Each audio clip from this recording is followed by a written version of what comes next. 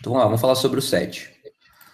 O set ele é uma coleção, é um tipo de coleção onde ele permite apenas a inclusão de elementos únicos. Qualquer tentativa de inclusão de elementos que já existem dentro desse set, ele não simplesmente não vai incluir, ele vai ignorar aquela inclusão. Ele não dá erro, não dá nada, mas ele não vai incluir. Então o objetivo do set é manter uma quantidade única de elementos dentro dele. Para criar um set na nova especificação do JavaScript, é só chamar um new set. Então eu tenho aqui um set, igual a new set, e agora a gente vamos ver como que adiciona valores nele.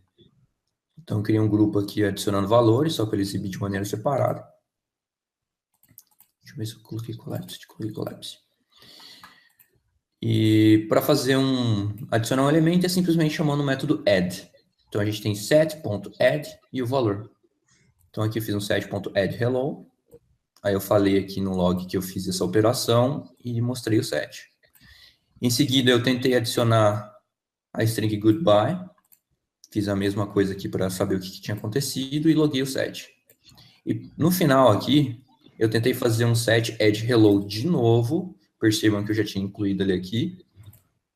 Mostrei a operação que eu tentei fazer e a gente vê qual é o resultado final no set. Vamos ver como é que isso aparece aqui. Adicionando valores no set. Pode ver que a primeira inclusão que eu tentei fazer do set.add, ele incluiu. A segunda, com o goodbye, ele também incluiu. Mas a terceira, que eu fiz com hello, que já estava incluso, ele não incluiu. O set ele permaneceu da mesma maneira que estava antes. Só para garantir a característica dele de elementos únicos. Oi? Isso daí é guardado no esquema chave-valor? Como é isso? Fica lá dentro? Eu acho que internamente ele faz. Eu tenho a impressão que internamente ele faz algum mecanismo de hash, cara, mas o set, a gente só usa um valor, né? Agora o chave-valor ele entra mais no map. Isso daí é para guardar valores individuais mesmo, assim, como se fosse um. Chave-valor é se você for usar um map mesmo, que a gente vai ver depois. Aí realmente, você coloca o key, coloca o value dele. Existe também o conceito de. Deixa eu ver. Mas eu digo Não, assim, isso é. esse negócio, ele guarda uma variável, é um array lá dentro, como é? Cara, o detalhe de implementação disso aqui eu não vou saber dizer. Na implementação que eu fiz customizada, eu usei um array. E eu fiz todo o controle das operações sobre um array. Mas eu acredito que internamente ele usa alguma estrutura parecida. Não dá para exibir o que está dentro dele? Tipo, type off, para ver o que é, essas coisas não. Vamos ver. Só curiosidade, não precisa fazer, só por. Relaxa. Vou descobrir aqui. Esse é o set. Deixa eu tentar expandir aqui. Ele é um objeto, vamos dizer, sei lá, é isso? Sim, ele é um objeto. Ele é um objeto. Tá. Então provavelmente. Tá vendo? Parece que ele tem um entries aqui, ó. Em que ele tem um array de elementos, ó. Não é. Nossa, que doideira, mas. Será que ele usa. Nossa, que doido isso. Porque, até onde eu sei, o array é a única. Não o valor mesmo, né? Porque no ECMAScript isso daí é equivalente, né? Não é? Quando você faz dessa forma só o objeto com. Acho que internamente acaba sendo. Acaba sendo, sim. Eu acho que só uma maneira fácil de você fazer porque quando você está acessando um objeto, você tem que acessar object.keys para pegar todas as chaves dele e tudo mais. Porque é só um jeito fácil de você controlar isso, né? É o que eu vejo. É um jeito mais simplificado, sei lá. Mas pode ver que o que ele usa é um array mesmo, porque eu acho que o array é a única estrutura de coleção, vamos dizer assim, que tem nativa no JavaScript. As outras ele tenta manipular baseado nisso. Até se eu tentar fazer esse entries, inclusive, tem a ver com aquele negócio que eu falei da última aula lá, né, cara? Eu tava olhando isso daí, cara. É um puta assunto interessante, mas é outra coisa. De boa. Por exemplo, se eu tentar criar um map aqui, A1 e B.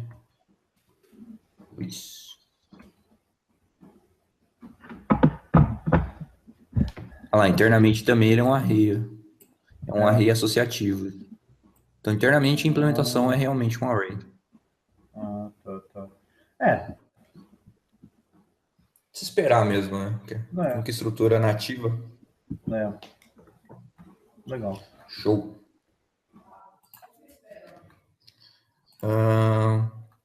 Uma coisa aqui também do set, que é só para facilitar, né? O Edge, ele retorna uma própria instância do set. Então, você consegue encadear depois várias chamadas para set.edge. Então, set.edge full, .edge bar, .edge queues. E tem o resultado esperado. Se a gente for aqui, encadeando set edge, fiz essa chamada aqui. Então, além do hello e goodbye que ele já tinha, ele inseriu full, bar e queues na ordem que a gente adicionou. Você imaginar um uso para isso, Elton? Assim, não sei se eu consegui. Um uso para que você fala? Para o set? De mundo real mesmo, sei lá. Cara, no trabalho, a gente meio que tem assim, um grupo que dentro desse grupo tem vários objetos. E às vezes a gente está iterando por vários grupos e os grupos eles compartilham objetos entre si. Aí o que a gente quer? A gente quer iterar por todos os grupos e pegar os objetos de uma maneira única para iterar sobre eles apenas uma vez. Né? E, cara, a gente usa set direto. Porque como esses grupos compartilham objetos, se a gente for adicionar todos os elementos de cada grupo, eu vou ter um set com elementos duplicados. Eu vou ter uma coleção com elementos duplicados. Aí eu crio um set, vou adicionando, e se for repetido, ele já pula. Eu não preciso me preocupar com esse detalhe de implementação de eu verificar se já existe para poder adicionar. É verdade, sabe? É verdade. Mas, assim, você nunca teve problema, por exemplo, de adicionar uma coisa que precisava, sei lá, já existia, mas, sei lá, trocar um network, assim, nunca deu problema. Sei lá. Não. É aquela questão, né? Tipo, toda vez que você for usar uma coleção, você tem que pensar bem assim, o que eu preciso aqui, né? Eu preciso que os elementos sejam únicos, eu preciso ter um acesso chave-valor, eu preciso fazer com que o acesso a esse cara seja aleatório, qual que é a performance que eu preciso esperar disso daqui? Eu preciso ser um hash set, no caso do Java, né? Eu tô pensando. Ele precisa ser uma lista mesmo, eu posso colocar os elementos na ordem que eles aparecerem, precisa ser uma lista encadeada para facilitar a deleção. Enfim, eu sempre penso qual que é a melhor estrutura de dados para o tipo que eu vou manipular ali. O set, muitas vezes, ele é a melhor opção. Quando eu tenho certeza que os elementos têm que ser únicos, e se por acaso eu tentar inserir um cara duplicado, ele já faz essa verificação por mim. Esse do grupo que eu falei para você é um exemplo. A gente tem um grupo de mercadorias e tem uma lista de mercadorias em cada um. Aí eu itero por todos os grupos, adiciono todas as mercadorias deles, independente se eles compartilham mercadorias ou não. E, por final, eu só itero sobre as mercadorias e faço uma determinada operação. E ele mantém um nome único, né? Quando você coloca as coisas numa variável única e tal, é isso, né? Sim. O que ele considera único aqui, se eu não me engano, ele faz uma espécie de hash em cima desse valor aqui, ó. Tanto assim, para a chamada dele, ele tem um nome único, o nome do grupo, por exemplo, grupo compras, grupo produtos, sei lá. Você vai chamar a partir disso aí, sempre, não pode repetir esse nome. Sim, no meu caso eu estava pensando mais nas mercadorias, né? Então, se eu tivesse eu tenho uma estrutura parecida com essa aqui, né? Eu tenho como se fosse uma lista de grupos aqui, e dentro dessa lista de grupos eu tenho uma mercadoria, sei lá, mercadoria A, por exemplo, e new mercadoria B. Eu sei que isso aqui não vai rodar, mas deixa eu... Sim, só para... Não, de boa. Imagina assim, que eu tenho esse grupo aqui, que tem a new mercadoria A e a new mercadoria B. Aí depois eu vou ter um G2, que ele tem a new mercadoria C, mas ele também tem a new mercadoria B. Ou seja, eles compartilham. Aí depois eu tenho um 3 aqui, por exemplo, que tem as mesmas mercadorias do G1. Aí quando eu quero iterar sobre todos esses grupos e adicionar as mercadorias que ele tem num grupo, se eu for fazer um for each em cada um adicionando, ele vai gerar vários mercadoria A e mercadoria B lá para mim. Aí, no caso, eu queria só retornar a mercadoria A, B e C. Em cima dessas três, eu faço uma operação, porque elas são únicas. independente de quantos grupos elas estão sendo referenciadas. É útil também quando vai fazer operações de... Isso aqui é bastante comum quando você tem alguma hierarquia também de coisas, que nem você vai trabalhar com uma árvore, você quer processar... Menu, por exemplo. Nossa, são compartilhados, menus. Menu, né? Pensei no menu, né? Legal. Tudo bem. Interessante esse ponto aí, cara. Utilidade do set. Bem louco. Beleza. Então a gente viu aqui que dá para encadear o set.add. Bem legal também fazer isso aqui. Às vezes você quer adicionar tudo numa linha, que nem eu fiz aqui, você acaba apelando para esse jeito aí. Beleza. Além do add, o que a gente mais usa no set, né? Quais são as propriedades e métodos? Deixa eu colocar aqui. Métodos. Eu prefiro usar o... métodos comuns do set. Desculpa estar sendo chato hoje, mas tipo assim, ele aceita array, objeto, ele aceita separação de coisa com vírgula. O que pode ser passado ali para ele? Qualquer coisa? Então, o set, você consegue chamar 2 construtores dele. A gente vai ver aqui para baixo, construtor do set. Mas a gente pode adiantar já. Não. O set, você pode passar uma coleção para ele, que é heterogênea, significa que você não precisa se preocupar com qual é o tipo que você está passando ali. Como você pode chamar um construtor sem argumentos, que ele cria um set vazio e você vai adicionando manualmente. A primeira abordagem que a gente fez aqui foi criar um set vazio. E depois a gente começou a adicionar os elementos dentro dele. Mas aí a gente consegue fazer passar para ele também uma coleção direta. É isso. Tá. Dá também. É legal. E aqui eu estou passando uma coleção homogênea, significa que todos os valores são do mesmo tipo. Então, se eu exibir o set, eu tenho esses valores aqui. Mas eu posso criar, por exemplo, um S2 aqui, que ele tem uma coleção heterogênea. Então, ele tem o A, ele tem um object aqui maluco. Pode ver que quando eu for expandir aqui, ele tem 7 elementos. O 5º elemento é o A e o 6º elemento é um object que tem as propriedades internas aqui que ele não exibiu, porque eu simplesmente não coloquei nada dentro desse objeto, né? Mas, enfim, o set ele opera sobre uma estrutura heterogênea, né? Como o JavaScript não é uma linguagem fortemente tipada, o set acaba carregando essa característica dele, então ele não força você manter o mesmo tipo de elemento dentro dele. Em linguagens tipadas como Java, por exemplo, C#, os sets eles são um conjunto único de elementos e ele é homogêneo. Né? Você só pode ter um tipo de elemento ali dentro. Se você falar que é um set de inteiros, você não pode adicionar um float dentro dele, você não pode adicionar uma string, você não pode adicionar um objeto customizado. Né? Mas JavaScript não tem essa... Esse final de semana eu tava vendo um cara fazer uma palestra de Elm, cara, e Elm é semelhante a isso que você tá falando aí. Não sei se você já viu Elm. Um brasileiro que tá fazendo. Não vi. Mas Elm acho que é bem hipster, hein?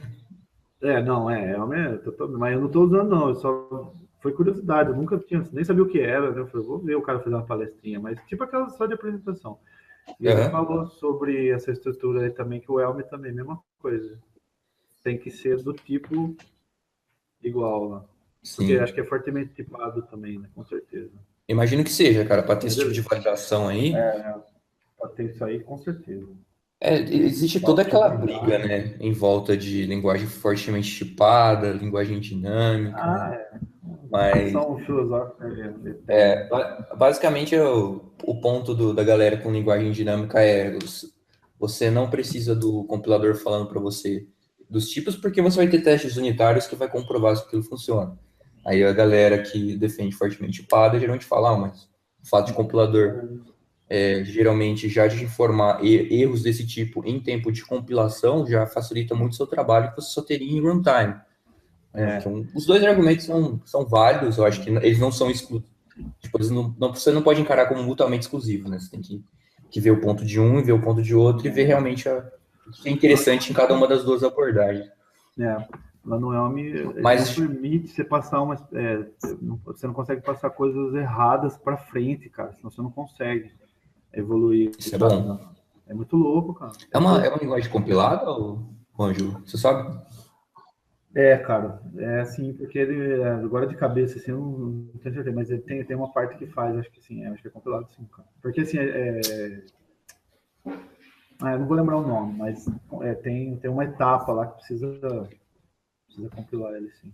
Porque, se não me engano, acho que tem a ver com Entendi. JavaScript, né? Mas Mas é compilar, não é é transpilar mesmo funcional, para. cara. Usa o JavaScript absolutamente funcional só, cara. É muito doido, né?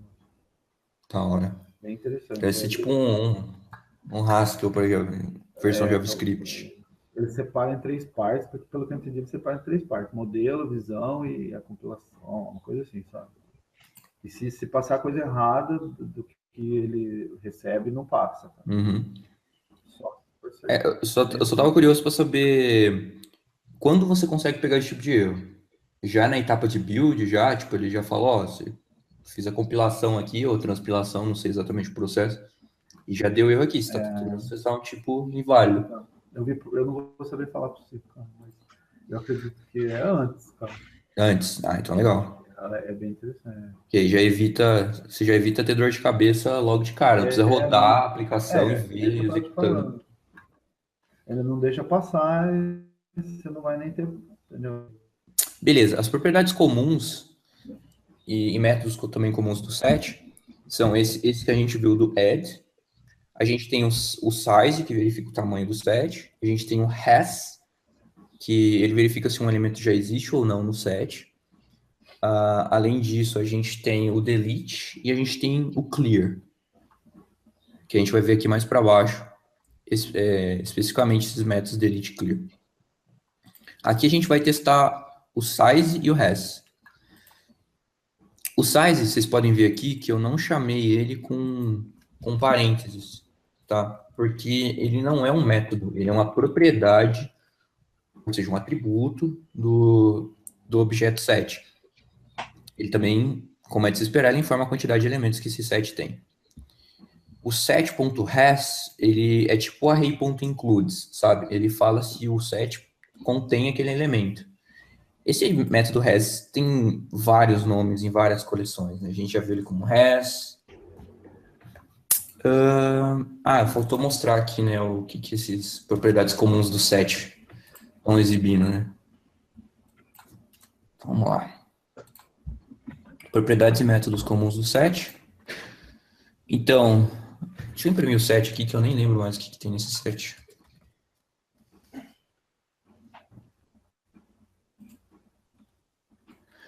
Beleza, ele tem hello, goodbye, full bar, cukes. Então, o set size dele retornou 5. O set has hello retornou true, ele realmente tem o valor hello aqui. A mesma coisa para o goodbye, ele realmente tem o goodbye. E o value aqui, que é um valor que eu quis passar de exemplo, ele não encontrou, então ele retorna falso. Então, é um comportamento bem intuitivo, né? Se você tem o valor, ele fala que tem, se você não tem, ele fala que não tem. Retorna um boolean, né? Retorna true ou false só. Uhum. Só isso. Deixa eu fazer um teste disso aqui. Um teste aqui na... funciona também. Beleza. Iterando um set. Fazer a iteração do set, a gente pode fazer simplesmente usando off. Então, a gente fala para cada key nesse set, imprima essa key. Bem diretão mesmo. E uma coisa que eu coloquei aqui é que a ordem de inserção no set é a ordem que os elementos estão no set é justamente a ordem de inserção. O que isso dá para concluir internamente, né, assim, se a gente for pensar? Quando a gente tem estruturas que são baseadas em hash, a ordem de inserção delas é meio que aleatória ali. Significa que você está inserindo o elemento 1, 2 e 3, se você for iterar, você pode encontrar o elemento 2, 3 e 1. É bastante comum quando você tem um hash set em Java, por exemplo, que é uma maneira para você fazer acesso aleatório mais rápido lá. Ele faz o hash daquele elemento e depois ele adiciona na estrutura interna lá dele e consegue fazer um acesso aleatório com acesso bem mais rápido. Acesso aleatório é a mesma coisa de acesso randômico. Significa que quando você vai fazer um acesso assim, por exemplo, a complexidade disso aqui é O de 1. Significa que ele vai acessar diretamente. Ao passo que estruturas que tentam adicionar isso na ordem, ele vai precisar iterar sobre todos os elementos até conseguir encontrar o elemento que você está procurando. Então, aqui não necessariamente é O de 1, pode ser um O de N, por exemplo. Mas, enfim, o que eu quis dizer só é que a ordem que vai aparecer aqui no set é a ordem de inserção. Vamos lá. Set data structure, iterando um set. A gente tem aqui, ó, hello, goodbye, full, par e cukes. Vamos ver se realmente está assim. Se eu pegar esse goodbye aqui, ó, e jogar ele aqui para cima, eu ainda não salvei, tá vendo que tá azulzinho aqui ainda, significa que eu não salvei. No meu set atualmente vamos ver aqui o último que eu imprimi, hello, goodbye, full, bar, cukes. Eu vou salvar. Já fez o live reload aqui, o hot load. Aí ficou goodbye, hello, full, bar e cukes. Só para provar aí o que eu tinha falado antes. Tudo bem. Outra coisa que eles costumam usar para iterar um set é acessar o ponto values dele, tá? Nesse caso aqui, eu acho meio que necessário, né? Se você consegue iterar direto usando o set, não precisa você usar set.value, mas se você quiser, você pode usar também. Tem o mesmo resultado.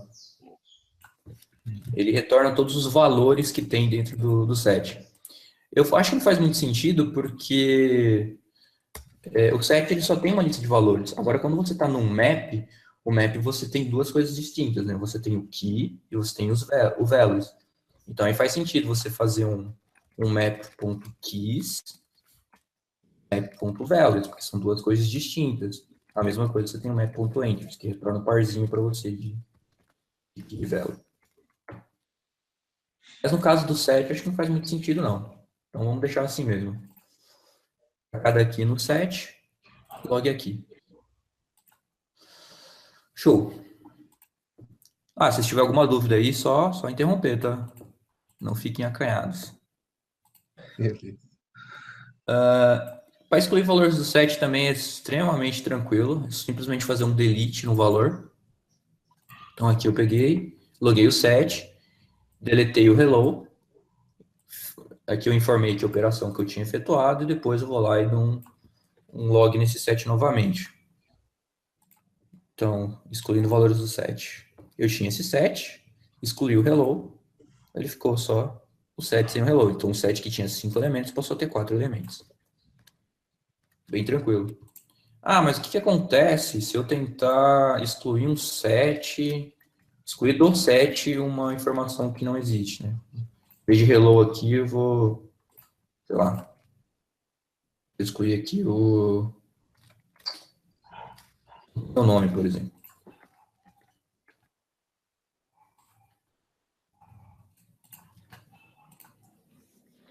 Ele simplesmente não faz nada. Da mesma forma que ele não lança nenhum erro quando você tenta adicionar um elemento que já existe no set, ele também não dá problema se você tentar deletar um elemento que não existe nesse set. Tranquilo. Legal se ele emitisse uma coisa, né, cara? Não seria interessante ele emitir, tipo, não pode, sei lá. Será? Eu nunca precisei assim do retorno, sabe? Se eu quiser saber se tinha, eu vou lá e uso o resto. Então. Deixa eu ver se o set tem algum retorno. Pode ser que não seja nem útil mesmo. A não ser que você vai guardar valores em um banco de dados, guardar os erros que estão ocorrendo. Olha lá, Ângelo. Ele retorna assim, ó, ele retorna um true e false. Tá vendo? Eu criei um set com 2, 3, 4, 5, deletei o 3, beleza, ele deletou. Mas o 100 que não existe, ele retorna false. Então já é um retorno suficiente, né? Só não mostra. Não, lógico, mais do que suficiente. É que eu não tinha notado o retorno. Então. Não, bem observado. É porque eu não fiz questão de usar o retorno dele aqui, mas... Verdade, ele retorna um boolean. Não, só pra curiosidade mesmo. Tanto que acho que tem muita gente que depende de coisa assim, né? Tipo, if set.delete uma key lá. Se ele realmente deletou, então process delete, por exemplo. Faço tal coisa. Tipo, se você conseguiu deletar o elemento, deleta quem, sei lá, depende dele. Imprime uma mensagem para alguém, dispara um e-mail. Exato. Se dá um log lá. Lido com sucesso. Coisa do tipo. Exatamente. Opa, eu tava fazendo um lugar errado aqui. Beleza. Aqui é o limpando o set. Por favor, não confundir com pintando o set. Ele simplesmente exclui todos os elementos do set, assim, direto. Então, clear, o set fica com size 0 e já era. Você perdeu todas as informações ali dentro. Por isso que eu tentei deixar ele bem pro final aqui, para não perder os dados que a gente já tinha inserido durante as chamadas das funções anteriores. Então, eu fiz um set.clear, o set size dele foi para 0, e agora o elemento set não tem mais nenhum elemento aqui interno. Bem tranquilo. Se eu for logar o set antes aqui.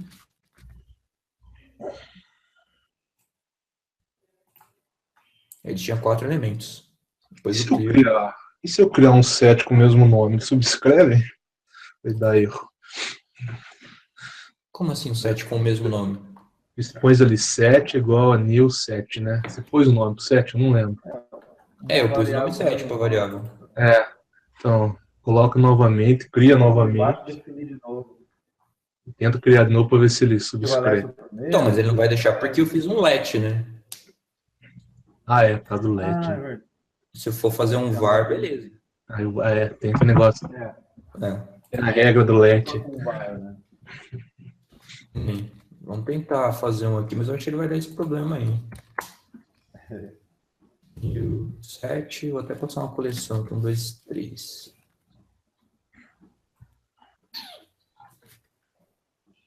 Acho que ele já lançou exceção aqui, ó. Cannot read property clear of undefined. Porque nem executa, acho, né? Ele nem executa. Dá pausa. A mesma coisa de eu fazer isso aqui para ele, ó. Fiz um set, aí quando eu for fazer de novo, it's already declared. Só para testar se ele é inteligente. Beleza, então. Dá para limpar o set tranquilo. Isso aqui, eu só quis comprovar aquilo que eu já tinha falado antes, é que o set ele é um conjunto heterogêneo. Opa, sempre tem que ficar trocando. Aqui. Eu prefiro usar esse ABC por causa dos caracteres aqui que eu estou acostumado. Beleza, é um conjunto heterogêneo. Então, eu criei um set, chamei de mixed set, e dentro dele eu adicionei uma string, um valor inteiro, um objeto com a chave bar, com a chave full, melhor dizendo, com o valor bar aqui na propriedade, e um array de integers. Então, se eu for exibir aqui, adicionando os tipos diferentes no set, ele aceita todos eles, ó. Então, você pode ver que o meu set ele tem 4 elementos, e esses 4 elementos são distintos. Eu tenho uma string ABC, um inteiro 1, 2, 3, eu tenho um objeto que tem a propriedade full, com valor bar, e eu tenho mais um array com 5 elementos, que são esses elementos aqui. Inteira no Java, hein? Oi? Inteira no Java, hein? Inteira no Java. Né? Verdade. Como que chama em JavaScript? Ele chama de integer? Só? Number? Tudo é number, tudo. Se eu tentar fazer um let aqui, new... Flutuante, é tudo number. Let b igual a new number. 1, 2, 3. É vício. Vício do Java. Isso aí, é number. Valeu. Eu tô acostumado a falar, né? Falar integer. Integer, double. Show. Ah, isso aqui, já adiantando aquilo lá que o Ângelo tinha perguntado antes, né? Como que a gente já cria um set com os elementos pré-definidos para não ter preocupação de ficar fazendo ADD lá? Porque imagina que eu já tenho uma coleção de dados, eu quero adicionar eles no set. Então eu vou lá, passo para o set uma coleção. O que ele espera, na realidade, é algo que seja iterável, né? Algo que ele consiga passar por todos os elementos e adicionar no set. Então aqui eu adicionei 1, 2, 3, 4, 5 e aqui red, green, blue. Os 3 canais aí. Então se a gente for fazer aqui, criando um set com vários elementos, ele criou aqui. Oi? Uma curiosidade, se passar uma coisa inválida ali, ele invalida tudo? Como é que será que... O que seria um valor inválido aqui para... Aceita tudo. Uma coisa que não seja uma string, mas fora de uma string. Ah, boa. Eu não passei nada heterogêneo aqui, né? Então, Só curiosidade. vamos... Para ver se ele trava. Não, vamos testar aqui. Só desligar meu celular do plantão aqui. Então vamos pensar aqui que esse cara aqui ele vai ter uma string, vai ter aquele 1, 2, 3, vai ter esse full bar aqui também.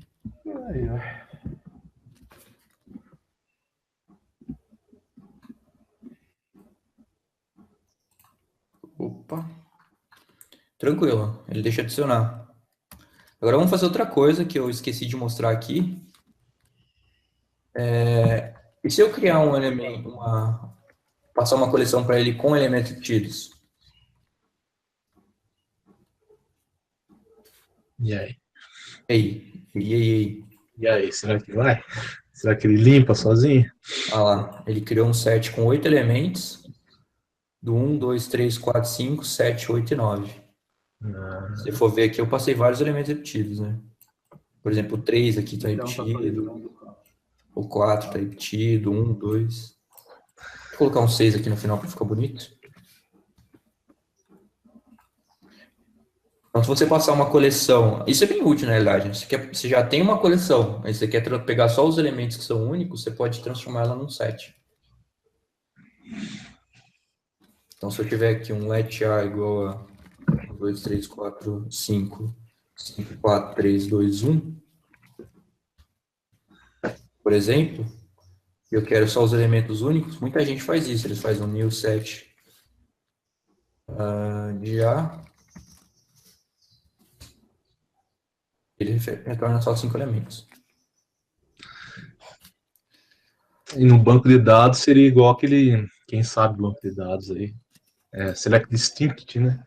Ele só traz os dados não repetidos de uma tabela. Não sei se vocês conhecem o banco de dados aí, o comando Select Distinct. Ele só vai trazer, por exemplo, pessoas com o mesmo nome. É distinto, né? O nome já é meio intuitivo. Agora, assim, select distinct p.name from pessoas. Analogia aí, pessoal, entender. Sim. 7.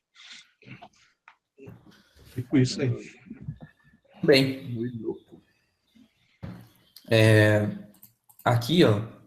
Outra coisa legal para saber do set, né? O set, ele tem 2 construtores, que eu tinha falado, né? O construtor vazio e o construtor com uma coleção, que tem que ser um elemento iterável. O que acontece se eu chamar o set com 2 parâmetros, com 3 parâmetros, 4 parâmetros, enfim, com um construtor maior do que um parâmetro? Ele simplesmente ignora os parâmetros subsequentes a partir do primeiro, e ele considera o primeiro elemento como um objeto iterável. Então, o que vai acontecer aqui nesse caso? Vamos tentar prever. Como eu falei que é um argumento iterável, uma string é iterável? Uma string, ela implementa o padrão que o Ângelo tinha falado, e você consegue iterar por cada um dos elementos da string. Isso quer dizer que para o set, ele vai receber esse ABC aqui, ele vai encarar como se ele estivesse recebendo isso aqui, um new set de A, B, C. Ele vai encarar que ele recebeu esse primeiro aqui. O segundo argumento aqui, ele simplesmente vai ignorar. Então, o que esse multi-args aqui vai imprimir? Construtor set no máximo elemento, ele vai exibir um set com 3 elementos com A, B e C. Perceba, ele desconsiderou completamente o segundo parâmetro aqui, ó. Ele considerou esse primeiro aqui como se fosse um objeto iterável. Então, ele iterou por cada um dos elementos e exibiu o valor. Tanto que se eu for colocar aqui A, B, C, BA, fazer um palíndromo aqui, por exemplo, ele vai imprimir só o A, B, C. Ele desconsiderou o BA que eu coloquei. Mas se eu colocar BAD, Que legal. aí ele vai lá e vai fazer um A, B, Inteligente. C, D. Sim, exatamente.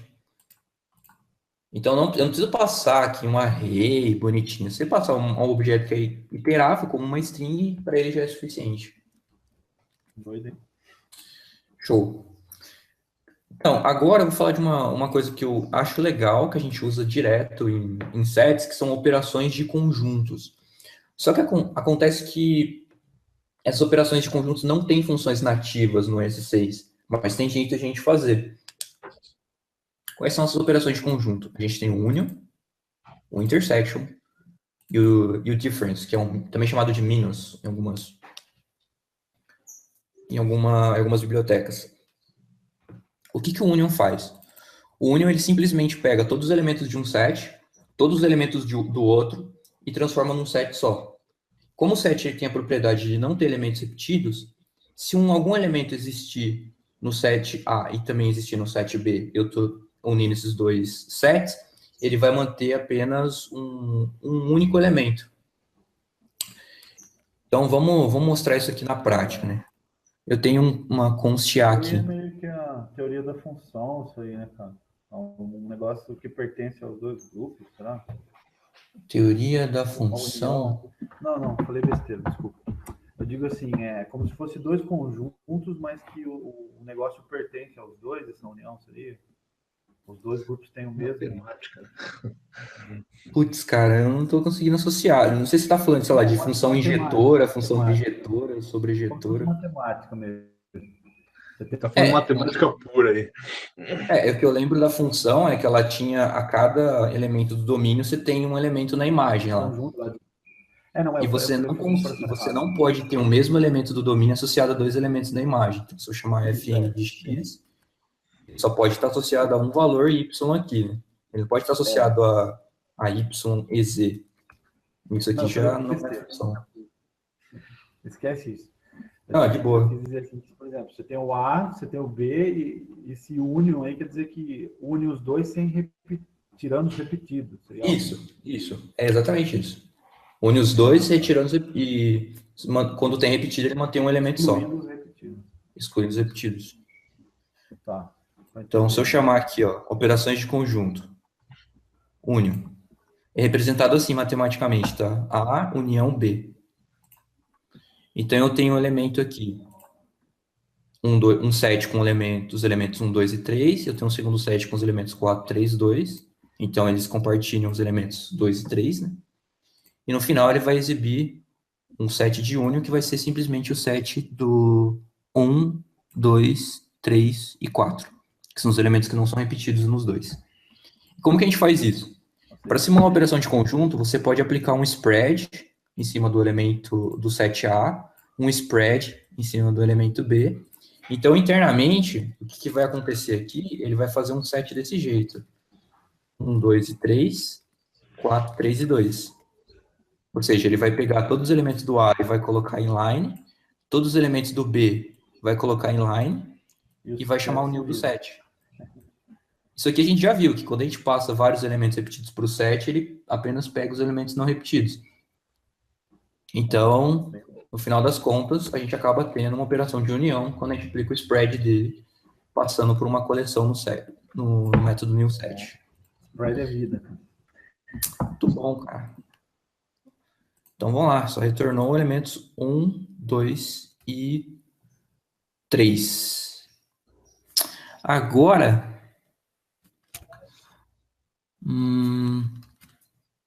aqui, ó, só para ficar claro, né? Eu fiz o log do A, o log do B e o log do union, tá? Então, esse aqui é o A, esse aqui é o B e esse aqui é o union. Esqueci de falar, né? Vamos para a próxima operação de conjunto. A próxima operação de conjunto é um intersection. O intersection, ele é o contrário, não é bem o contrário, né? O intersection, na verdade, ele vê quais são os elementos que são compartilhados nos dois sets. Então, se um elemento aparecer tanto no set A quanto no set B, esse elemento vai ser trazido no set final. Se algum elemento existir apenas em algum dos sets, ele não vai trazer esse elemento. Então, por exemplo, se eu tiver um set A com elementos 1, 2 e 3, e o set B com os elementos 4, 3 e 2, quais são os elementos que aparecem nos dois sets? Se a gente for ver aqui, é o número 3 e o número 2. Ele aparece nos dois sets. Então, a intersecção, que é representado por esse símbolo aqui, como se fosse um U ao contrário, do set A com o set B, é o set 2 e 3. É realmente um pouquinho de matemática. É meio que o contrário da união, né, na verdade. Tanto que... É que eu estou sem ferramenta de desenho aqui, mas eles acabam desenhando dois círculos, a união é a soma dos dois, e a intersecção é quando... Onde cruza, né?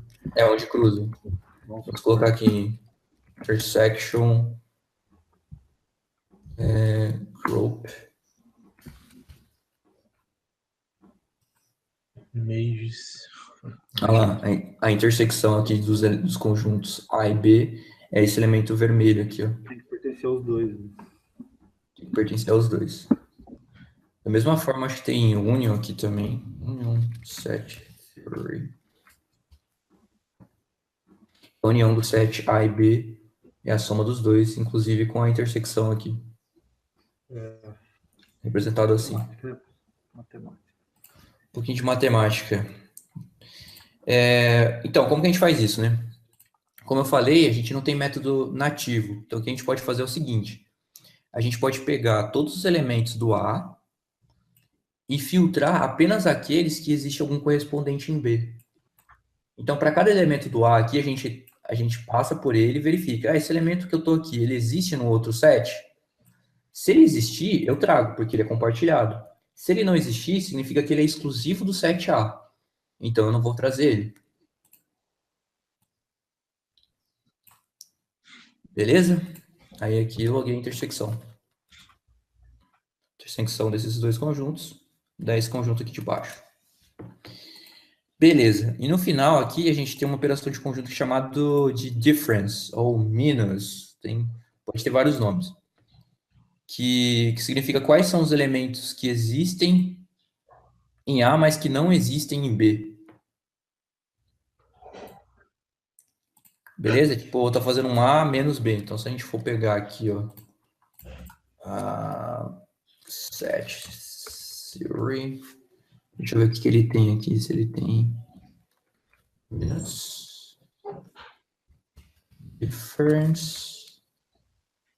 Não procurando aqui.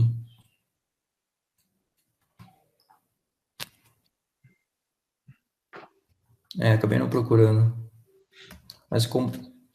Mas é basicamente a subtração de dois sets, o que tem num set, mas que não tem no outro. Então, se eu fazer A menos B, ele vai ver o seguinte, eu pego todos os elementos do A, aí eu verifico o elemento do elemento que eu estou iterando aqui, ele existe no B? Não existe. Então ele é exclusivo. Então, beleza, eu trago ele. Se ele já existir no B, eu desconsidero. Como que a gente faz isso? A gente aplica a mesma questão do intersection, só que em vez de eu verificar que existe no B, eu verifico que não existe no B. Simplesmente fazer um not ali e está tudo resolvido. Então, eu tenho o set aqui com 1, 2 e 3. Eu verifico quais elementos do A não existem no B. Só o número 1. Perceba que existem elementos do B que não existem no A, mas eu não estou preocupado com isso. Eu estou preocupado só com os elementos de A que não existem no B. Se eu for fazer B menos A, ele vai retornar para mim 4. Se eu fizer A menos B, ele retorna 1. Oi? É meio unidirecional, ele só está interessado no outro, no primeiro, né? Exatamente. Se eu fizer a intersecção aqui a diferença, melhor dizendo. É como se só o A olhasse para o B e visse o que interessa para ele, né? Não importa. Sim. Exatamente. Se eu fizer um difference 2 aqui,